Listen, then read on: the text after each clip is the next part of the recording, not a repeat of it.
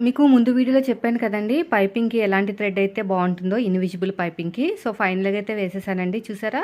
కొంచెం మనకి హైలైట్ అయింది కదా! అదే మనం 12వ నెంబర్‌తో థ్రెడ్ వేస్తే మాత్రం ఇన్విజిబుల్ పైపింగ్ అనేది కనిపించదనమాట.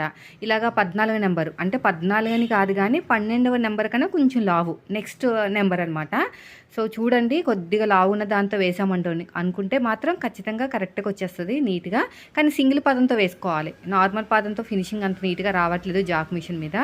సో, నార్మల్‌గా అయితే వచ్చింది కానీ ఈ మిషన్ మీద అయితే రావట్లేదండి. ఇలాగే హెమ్మింగ్ చేసామంటే మనకి ఇన్విజిబుల్ పైపింగ్ అయితే రెడీ అయిపోతది. సో, ఈ వీడియో షూట్ చేస్తుండగా ఫుల్‌గా వర్షం పడిందండి. ఒకేసారి పడిపోయింది వర్షము. ఒక 5 నిమిషాలు పడిందనమాట పెద్ద పెద్ద చినుకులతోటి. పైన బట్టలు ఆరేసొచ్చాను. మొత్తం తడిచిపోయే ఉంటది. జస్ట్ లైట్‌గా పడ్డది. లైట్‌గా పడినా కూడా గట్టిగానే పడిందండి.